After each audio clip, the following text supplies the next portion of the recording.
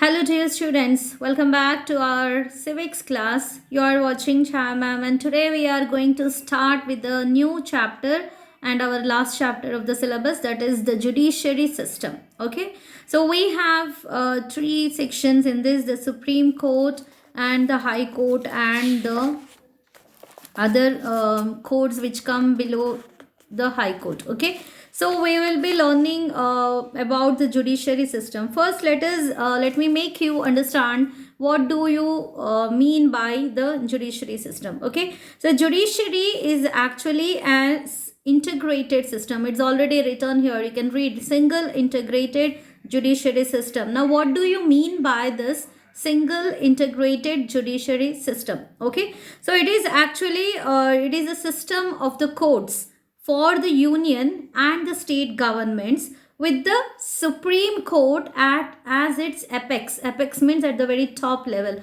You can say that we have the Supreme Court, below the Supreme Court comes the High Court, and below the High Court comes the subordinate courts. Okay, now why do we call it as a single integrated system? Okay, why single integrated? Because the Supreme Court is given the position as the head of the entire judiciary system, not only to supervise and exercise the control over the functioning of the High Court and the subordinate courts. Okay, so there are no separate sets of laws. Now when the law is initiated in the judiciary system, if it is practiced in subordinate court or if it is practiced in a High Court, or if it is practiced in a Supreme Court, the law remains same.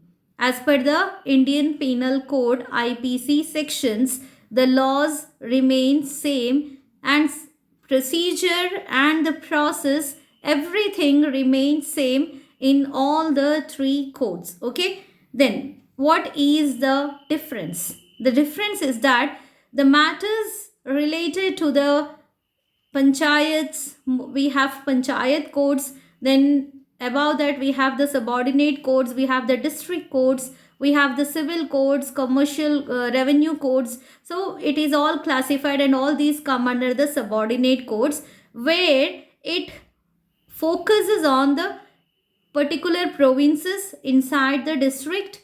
Okay, then comes the High Courts. Now High Court is there in every state, it's a state level. Now all the subordinate courts come under the High Court. Okay, so now Supreme Court is the apex court, it goes at the highest level. Now for example, a case is of any suppose it is a murder case, okay, in a panchayat, and any innocent is been victimized and false evidences are kept, and he was declared as sentenced to death.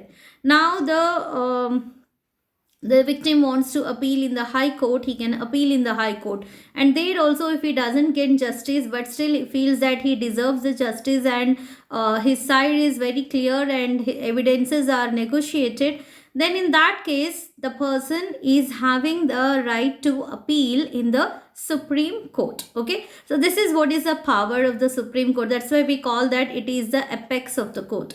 Then all the cases coming from the lower courts can be taken to the High Court and ultimately to the Supreme Court by the way of appeal. Okay, we will come to learn in detail how these cases are appealed and what is appealing, what is that process, everything. Okay, now let us understand why this single integrated judiciary system is necessary, why it is not possible that it is mixed with the our other two government forms, with the legislative and also with the executive powers of the government. Okay, judiciary system is declared as an independent system. Okay, because it has to remain independent and it has to remain impartial.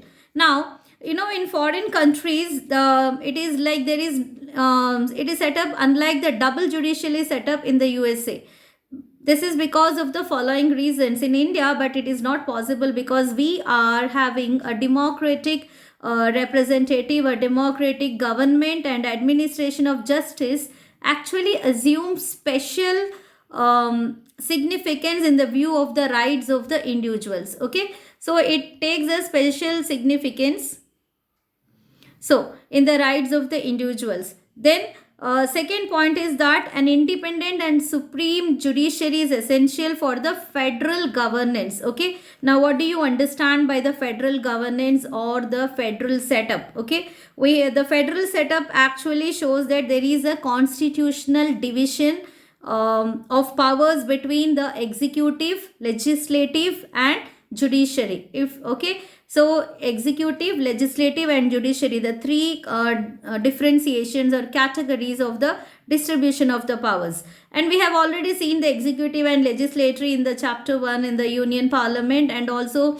who will be taking care of these executive and legislative in the chapters of President and Prime Minister, right? So now here judiciary is the Supreme Court not only safeguards the distribution of these powers but also prevents any action that violates the limitations imposed by the constitution. Because if the higher authority people, if they are going wrong, if they are violating the rules of constitution, then someone should be there who will be actually picking out their mistakes and giving the punishment to them. And that work does the Supreme Court. It's not only court, doesn't mean that it is meant only for giving the punishment, it is also meant for getting the justice. Okay, so and this function or this work is done by the Supreme Court.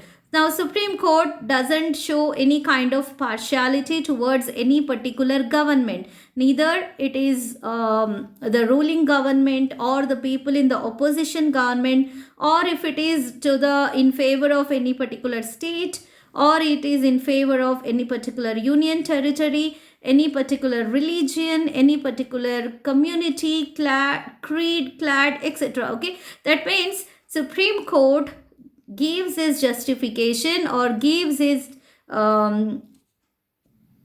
judicial decisions irrespective of age, caste, creed, power, religion, okay, territory, boundary or geographical boundaries or anything else. Okay, so that is why it is called as a impartial and independent judiciary system. Okay, so now today let us see what is the content and that is what is the composition of this Supreme Court. The Supreme Court of India consists of a Chief Justice, okay, and not more than 33 judges until the Parliament by law prescribes a larger number of the judges. Okay, now what are the basic qualification of the Supreme Court of the judges, and we will be coming to see in the next.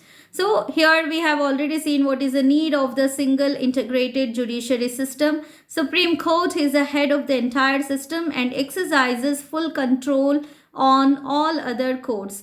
There are no separate sets of laws, and same civil and criminal system operates in the entire country. All the cases can be taken from lower courts, that is subordinate courts, to the high courts. From high courts it can be taken to Supreme Court, and the decision of the Supreme Court would be final. Then the need of single integrated judiciary system is to protect democracy, to keep the judiciary away from the legislative and executive, and also to protect the human rights. Okay, so here is the composition of the Supreme Court. The Supreme Court is headed by the Chief Justice of the Supreme Court, also called as the Chief Justice of India. He is assisted by 30 Supreme Court judges. Okay, so that is below the Chief Justice of India, there will be 30 Supreme Court judges.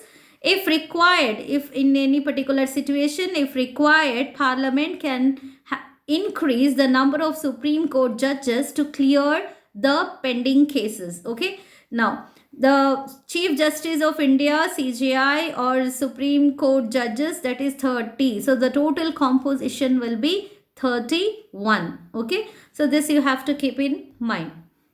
Now let us see what are the qualifications for the appointment as a judge of Supreme Court, right? So we have seen the qualification of the President, we have seen the qualification of the Prime Minister, and even for the members of the Lok Sabha and Rajya Sabha. So now let us see what is the qualification to become a Supreme Court judge. First one is that he or she should have worked as a judge of High Court for at least 5 years. That means before, if you any person is eligible to become the Justice of India, he or she must have worked as a judge of any of the high courts for at least minimum 5 years. That means 5 years experience as high court judge is required.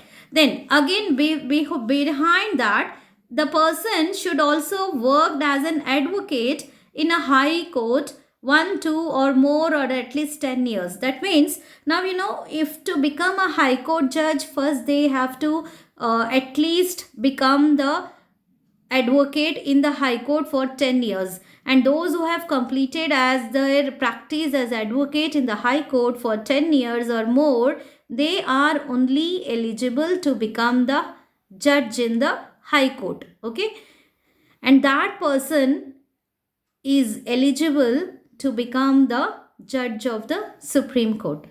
I hope you understood. Now, in the opinion of the president, he should be a distinguished jurist, means distinguished judge.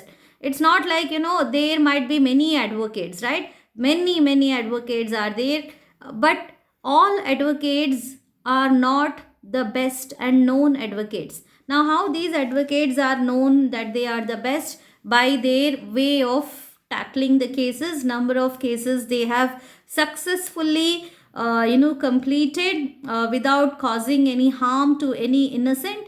Okay, and getting the criminal or the crime or the victim the right punishment. Okay, so depending on their professional excellency, they are being ranked, isn't it? So those ranked advocates only get the higher promotions to the high courts and later to the Supreme Court. Okay, so this is what you have to keep in mind. We can see in the bucket, it's very clearly written 10 years of that is 10 years of high court advocacy practice is necessary, and after that 5 years of high court as a judge working experience is required. If they complete this qualification, then that person is eligible to become the Chief Justice of India or the judge of the Supreme Court. Now let us see what are the appointment procedures. Appointment of Supreme Court judges. Every judge of Supreme Court is appointed by the President in consultation with the judges of the Supreme Court and High Court along with the Council of Ministers. So you have to keep in mind who all are included. Number 1, every judge of the Supreme Court is appointed by the President. Okay, we have already seen and discussed this in the chapter of the President. So the President is the one who actually picks out the name of an eligible person to become the Chief Justice of India. Now this is done not by as an independent decision by the President. ये decision President अकेले नहीं लेते, ये decision लेते हैं consulting with the judges of the Supreme Court, क्योंकि Supreme Court में 30 other जजेस है, राइट, जो supreme chief justice of India के अंडर काम करने के लिए पहले से ही नियुक्त है. तो वो 30 जजेस के साथ डिस्कस करके और नॉट ओनली दैट, और हाई कोर्ट्स में भी ये पता करते कि जितने एडवोकेट्स जो है हाई कोर्ट के जज ऑलरेडी बन चुके हैं, 5 साल से ऊपर उनका एक्सपीरियंस रहा, इन सब लोगों का शॉर्टलिस्ट बना के उसमें से the most eligible person is selected as the Chief Justice of India. In case of appointment of the 30 judges of the Supreme Court, it is done by the President in consultation with the Chief Justice of Supreme Court. अभी जो बचे हुए 30, जब नया जज नया chief justice appoint होगा तो अगला 30 जजेस जो है वो भी नए लोग होंगे. ओके, अब वो किसके कहने पे होंगे या किसके कहने on what basis is that, जो नया चीफ जस्टिस इलेक्टेड हुआ उनके कहने पर नेक्स्ट 30 जजेस सबऑर्डिनेट जजेस को अपॉइंट किया जाता है. In again this is also in consultation with the other जजेस. Okay, now why, because the person who has become the chief justice, he will be understanding that who are the best persons who can befriend him, and also who are very good at their service records. So वो सब चीज़ें देख के finally 30 new subordinate judges of the Supreme Court will be selected. In case of the Chief Justice is unable to perform his duties, then President appoints the new Chief Justice of India.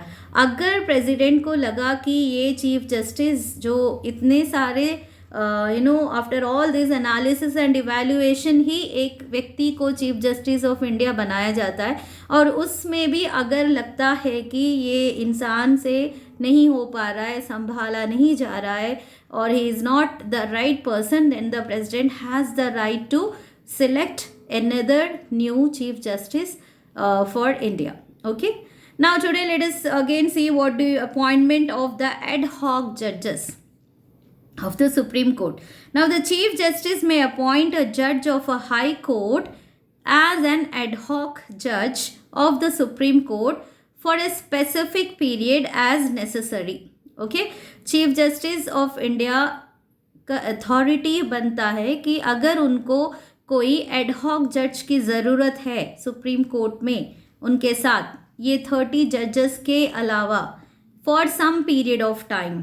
Okay, suppose कोई special case आ गया and इस 30 जजेस के अलावा उनको लगता है कि कोई ऐसा जज है जिन्होंने पहले ही इस तरीके का केसेस को काफ़ी अच्छे तरीके से हैंडल किया है, and that person can be a great help to the chief justice, then the Chief Justice has the right to appoint a new judge, okay,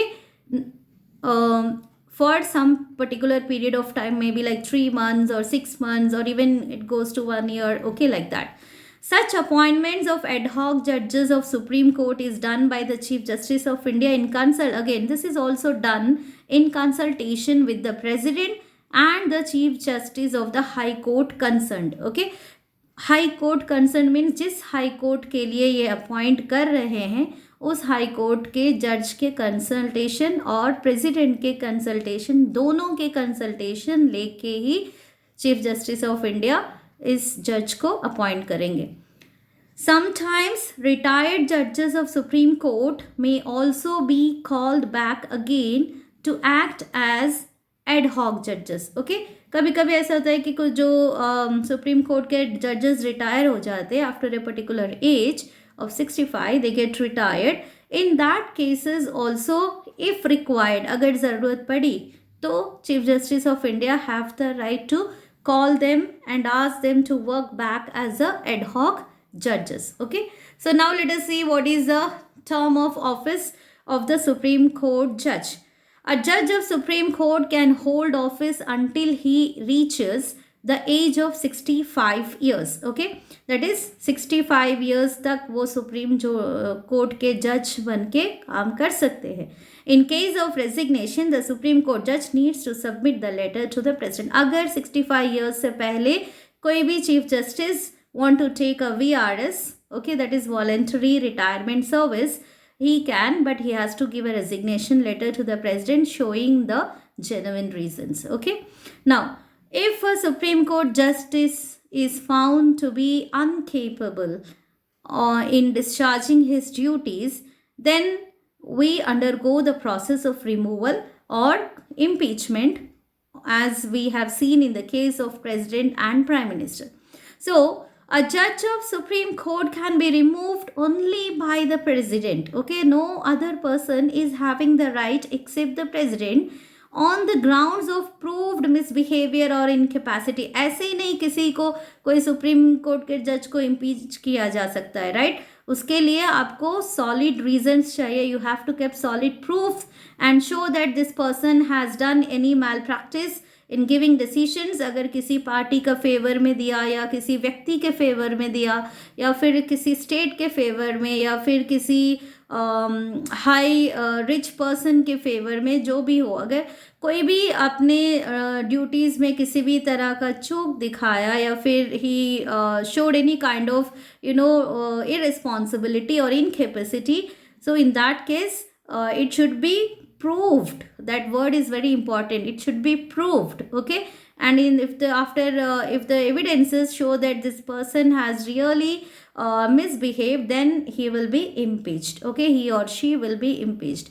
Then approval impeachment के लिए एक और condition है, वो ये है कि it 2/3 of the majority of the Lok Sabha houses, both the houses, okay, Lok Sabha and Rajya Sabha, also needed to go ahead with the impeachment of the Supreme Court judge. Okay, उनका भी vote चाहिए. Okay, अगर किसी जज को impeach करना है या ऑन व्हाट बेसिस इम्पीच करना है, तो 2/3 मेजॉरिटी ऑफ द मेंबर्स इनके रीज़न, सॉलिड रीजंस के साथ खड़ा होना चाहिए. तभी अगर वो इंसान गलत साबित हुआ या फिर मिसबिहेव किया या ऐसा कुछ भी प्रूव हुआ, तब वो इम्पीचमेंट के हकदार बन गए, मीन्स इम्पीचमेंट के लायक बन गए. Okay, and in that case they will be removed and that person will be removed and impeached from the post of Chief Justice of India. Now, in the case of resignation, again, this we have already discussed. Yeah. Now, what we understand by the independence of judiciary from the control of executive and legislative. Okay, we have already seen the functions of the government as an executive government. We have seen the functions of the government as a legislative government. Okay. Now, let us see the appointment of the judges and how this is independent. Okay. So, appointment of every judge of Supreme Court is appointed by the judiciary. That is, we have already discussed Supreme Court and High Court judges, and executive, that is cabinet. Executive का मतलब क्या है? The ruling government, cabinet, prime minister plus council of ministers, ये बनते हैं executive. Okay. Then, removal of the judges cannot be removed by normal simple procedure. ऐसे ही नहीं कि हाँ किसी के ऊपर ब्लेम किया और ऐसे ही रेजिग्नेशन लेटर देने को बोला और निकाल दिया. No. A judge of Supreme Court can be removed only by the president on the grounds, again, of proved misbehavior. That also we have discussed. Now, what is the security of tenure? Means how long they will be continuing as a Supreme Court judge. A judge of Supreme Court can hold the office until he attains the age of 65 years, and he can be removed only by the president. Okay.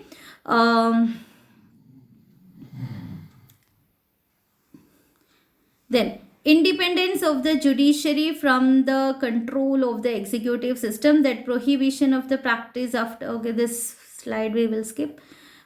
So here we see what is the 4 categories. Okay, prohibition of the practice after the retirement, then security of the salary and service conditions, punishment for the contempt of the court, and freedom to announce the decisions. Okay, so these are all comes under the independence of the judiciary from the control of the executive and legislative.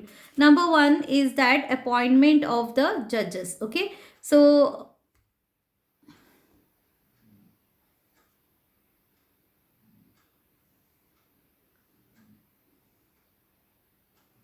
appointment of the judges, we have seen. Removal of the judges, we have seen. Security tenure, we have seen.